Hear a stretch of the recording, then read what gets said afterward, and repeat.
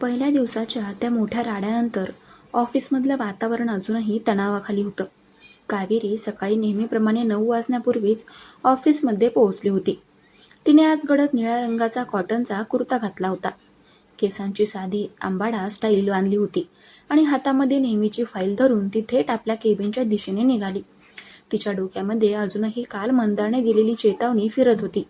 ऑफिसमधले कर्मचारी तिच्याकडे चोरून पाहत होते, कारण कालपर्यंत मंदारसमोर उभे राहून बोलायची हिंमत संपूर्ण म्युझिक कंपनीत कोणाचीच झाली नव्हती.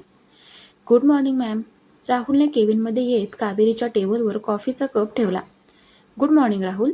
आजचं शेड्यूल काय आहे आणि कालच्या त्या प्रेस कॉन्फरन्सचे रिपोर्ट्स काय आलेत? कावेरीने कॉम्प्युटर स्क्रीनकडे पाहत विचारले. राहुलने थोडे आडेवाडे घेत आपल्या हातातले वर्तमानपत्र पुढे केले. मॅम, तुम्ही जे बोललात तेच झालं. सिटी एक्सप्रेस आणि मराठी टाइम्स या दोन्ही मोठ्या पेपरमध्ये मंदार सरांच्या त्या उद्धट उत्तरावर खूप टीका झाली आहे. त्यांनी हेडलाईन टाकली आहे, रॉकस्टारचा माज की कलाकाराचा अहंकार. कावेरीने तो पेपर हातात घेतला आणि बातमी वाचताना तिच्या कपाळावर आठ्या आल्या. तिने जोरात पेपर टेबलावर टाकला. मी कालच सोडून सांगत होते त्या माणसाला, पण तो स्वतःला या जगाचा मालक समजतो. आता या सगळ्या डॅमेज कंट्रोलची जबाबदारी माझ्या डोक्यावर येणार. तितक्यात कावेरीच्या केबिनचा दरवाजा जोरात ढकलला गेला. कोणताही नॉक न करता थेट मंदार आतमध्ये आला. आज त्याने पांढऱ्या रंगाची सेल टी शर्ट, काळी जीन्स आणि गळ्यामध्ये एक चंदेरी रंगाची चेन घातली होती. त्याचे डोळे लाल झाले होते, जणू काही तो रात्रभर झोपलाच नव्हता. त्याच्या हातातही तोच वर्तमानपत्राचा तुकडा होता. हे काय आहे कावेरी? मंदारने तो थेट पेपर तिच्या टेबलावर फेकला. त्याचा आवाज इतका मोठा होता की बाहेरचे कर्मचारी दचकले.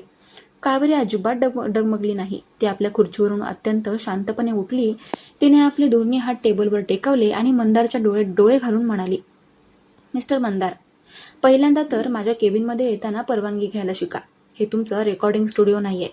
आणि दुसरं म्हणजे जे पेपरमध्ये छापून आलंय ते तुम्ही काल पेरलेल्या बियांचं फळ आहे. माझ्या PR ची जबाबदारी या कंपनीने घेतली आहे आणि त्याचे हेड तुम्ही आहात. मग ही न्यूज बाहेर कशी आली? तुम्ही मीडियाला मॅनेज का करू शकला नाहीत? मंदारने रागाने दात ओठ खात विचारले. कारण मी सत्य बदलू शकत नाही.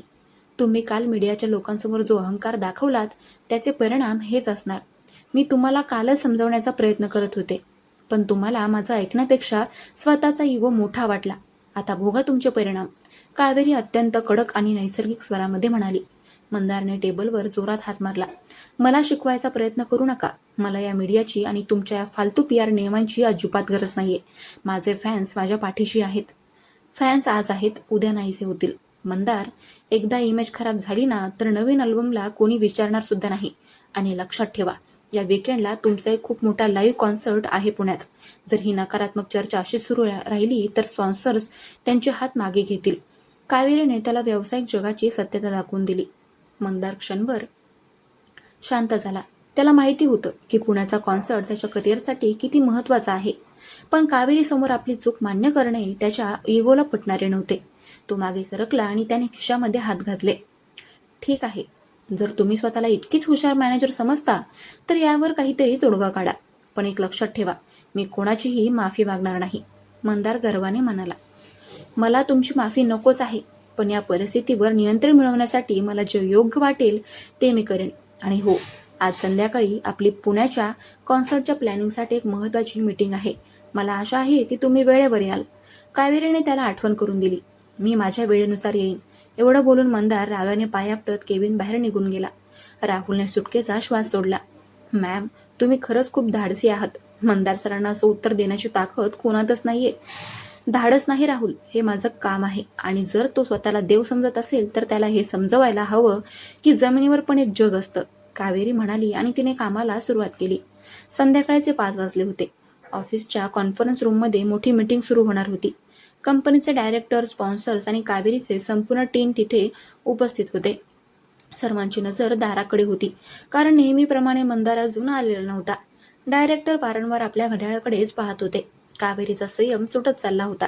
तिने सुमितला म्हणजेच मंदारच्या मॅनेजरला मेसेज केला, पण त्याचा काहीच रिप्लाय आला नाही. शेवटी 5:20 कॉन्फरन्स रूमचा दरवाजा उघडला आणि मंदार आतमध्ये आला. त्याच्या चेहऱ्यावर नेहमीसारखाच बेफिकीर भाव होता. तो थेट जाऊन डायरेक्टरच्या बाजूच्या मुख्य खुर्चीवर बसला. Sorry for the late guys.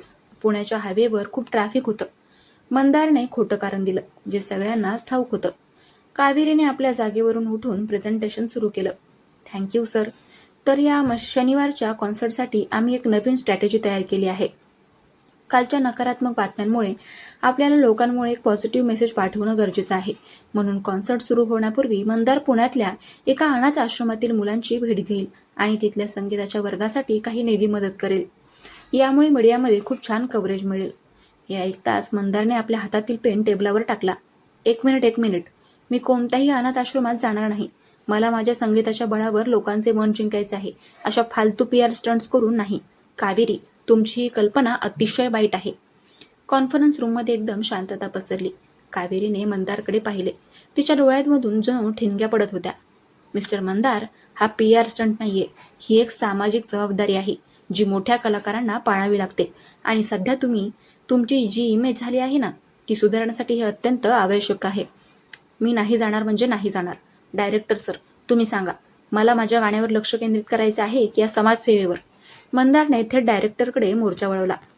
आता डायरेक्टर थोड्या अडचणीत आले. त्यांना मंदारलाही दुखवायचे नव्हते आणि कावेरीचेही कामही योग्य वाटत होते. मंदार, कावेरी जे म्हणते त्यात तथ्य आहे. स्पॉन्सर्स नाराज आहेत. जर तू हे केलंस तर सर्वांसाठीच चांगलं होईल. मंदारचा चेहरा रागाने काळा ठिक्का पडला. त्याला वाटले होते की डायरेक्टर त्याची बाजू घेतील. त्याने कावेरीकडे पाहिले, जी अत्यंत शांतपणे आणि विजयी मुद्रेने त्याच्याकडे पाहत होती. मंदारला तिचा हा चेहरा असह्य झाला. ठीक आहे, जर कंपनीला हेच हवे असेल तर मी जाईन, पण माझी एक अट आहे. मंदारने अचानक एक कुत्सित हसू आणत म्हटले. कोणती अट? कावेरीने विचारले. या संपूर्ण प्रवासात आणि माझ्या अनाथ आश्रमाच्या भेटीदरम्यान कावेरी स्वतः माझ्यासोबत असेल. प्रत्येक मिनिटाचे नियोजन तिने स्वतः जागेवर राहून करायचे. जर ही तिची आयडिया आहे तर तिनेच पूर्ण करावी. सुमित किंवा इतर कोणीही माझ्यासोबत येणार नाही. मंदारने कावेरीला अडचणीत आणण्यासाठी हा डाव टाकला. कावेरीला समजले की मंदार तिला त्रास देण्यासाठी हे करत आहे. शहराबाहेर एकत्र प्रवास करणे म्हणजे सततची भांडणे आणि कटकट. तिने नकार देण्याचा विचार केला, पण डायरेक्टरने लगेच सांगितले, हो, हे अगदी योग्य आहे. कावेरी, तू मंदारसोबत पुण्याचा दौरा सांभाळशील. कावेरीने नाईलाजाने होकार दिला. ठीक आहे सर, मी जाईन. मीटिंग संपली. सगळेजण बाहेर पडले. मंदार रूम बाहेर जाताना कावेरीच्या जवळ थांबला आणि हळू आवाजात म्हणाला, पुण्याचा प्रवास खूप मोठा आहे कावेरी मॅडम. बघूया तुमचा हा नियम आणि तुमची ही शिस्त तिथे कशी टिकते. कावेरीने त्याच्याकडे पाहत एक गोड पण तितकंच आव्हान देणारं हसू दिलं. प्रवास माझ्यासाठीही सोपा नसेल मिस्टर मंदार, पण मला खात्री आहे की पुण्यातून परत येताना तुम्हाला वेळेची आणि शिस्तीची किंमत नक्कीच कळलेली असेल. दोघेही एकमेकांना रागाने पाहत आपापल्या वाटेने निघून गेले. दुसऱ्या दिवशी सकाळी 6 वाजता पुण्याच्या दिशेने जाण्यासाठी गाडी ऑफिस बाहेर तयार उभी होती. कावेरी बरोबर 5:45 वाजता तिथे पोहोचली होती. तिने प्रवासासाठी आरामदायक अशी पांढरी कुर्ती आणि जीन्स घातली होती. तिने ड्रायव्हरला विचारले, मंदार सर आलेत का? नाही मॅडम, अजून सरांचा काही पत्ताच नाही, ड्रायव्हर म्हणाला. कावेरीने चिडून मंदारला फोन लावला, पण फोन स्विच ऑफ येत होता. तिने सुमितला फोन केला. तेव्हा समजलं की मंदार रात्री उशिरापर्यंत मित्रांसोबत पार्टी करत होता आणि आता तो नुकताच उठला आहे. कावेरीचा राग अनावर झाला. ती तिथेच गाडीच्या बाजूला उभी राहून हातापायांची घडी घालून वाट पाहू लागली. शेवटी 7:30 वाजता मंदार अत्यंत संत गतीने चालत तिथे आला. त्याने डोळ्यांवर गॉगल लावला होता आणि हातामध्ये कॉफीचा कप होता. 1.5 तास लेट आहात तुम्ही मंदार, तुम्हाला लाज वाटली पाहिजे, कावेरीने गाडीचा दरवाजा उघडत थेट सांगितलं. मंदारने तिच्याकडे पाहिलं आणि म्हणाला, सकाळ सकाळी ओरडू नका प्लीज, डोके दुखत आहे माझे आणि गाडीत मला शांतता हवी आहे. तो मागच्या सीटवर जाऊन बसला आणि त्याने डोळे मिटून घेतले. कावेरी पुढच्या सीटवर ड्रायव्हरच्या बाजूला जाऊन बसली. गाडी पुण्याच्या दिशेने निघाली. संपूर्ण प्रवासात गाडीत प्रचंड शांतता होती. मंदार मागच्या सीटवर झोपला होता, तर कावेरी बाहेर पडणाऱ्या रस्त्याकडे पाहत स्वतःचा राग शांत करत होती. दुपारच्या सुमारास गाडी पुण्याच्या हद्दीमध्ये पोहोचली.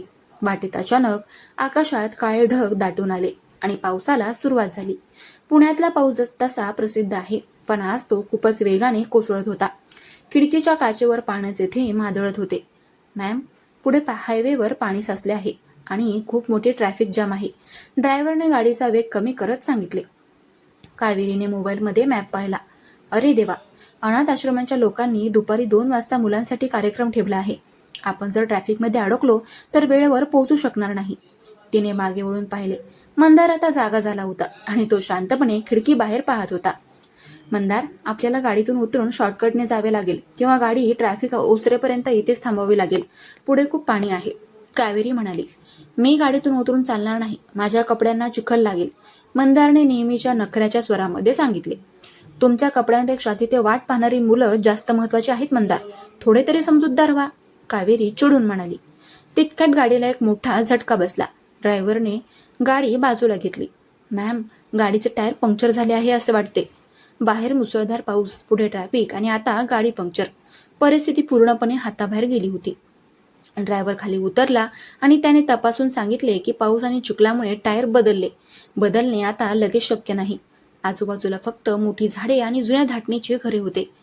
आता काय करायचं, मंदारने वैतागून विचारले. कावेरीने बाहेर पाहिले. तिला थोड्या अंतरावर एक छोटेसे कौलारू हॉटेल किंवा कॅफेसारखी जागा दिसली. आपल्याला तिथे आडोशाला जावं लागेल. ड्रायव्हर काका, तुम्ही गाडी बघा, आम्ही तिथे थांबतो. कावेरीने गाडीचा दरवाजा उघडला. तिच्याकडे एकच मोठी छत्री होती. ती छत्री उघडून खाली उतरली. मंदारकडे कोणतीच छत्री नव्हती. तो गाडीच्या दाराजवळ उभा राहून पावसाकडे पाहत होता. या लवकर, माझ्याकडे एकच छत्री आहे, कावेरीने आवाज दिला. नाईलाजाने मंदार गाडीतून खाली उतरला आणि कावेरीच्या त्या एकाच छत्रीखाली आला.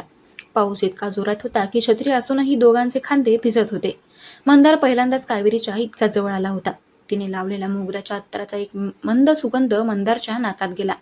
कावेरी छत्री नीट धरण्याचा प्रयत्न करत होती, पण वाऱ्यामुळे ती हलत होती.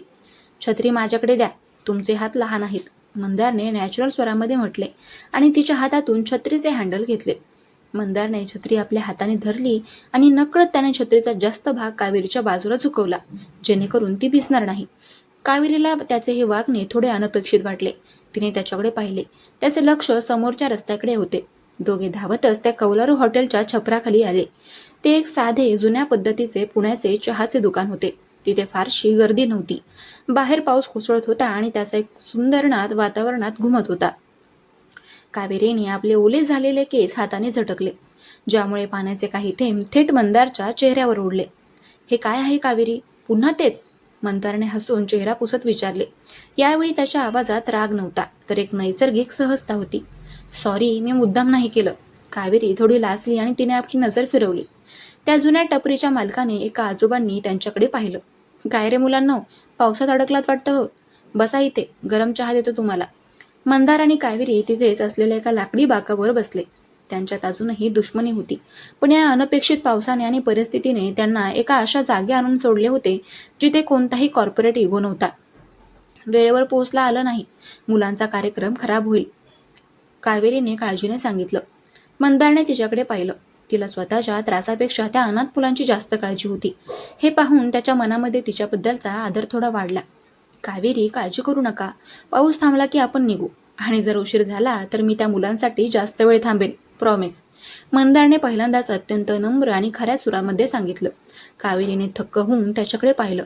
हा तोच गर्विष्ठ मंदार होता का जिच्याशी ती रोज भांडत होती?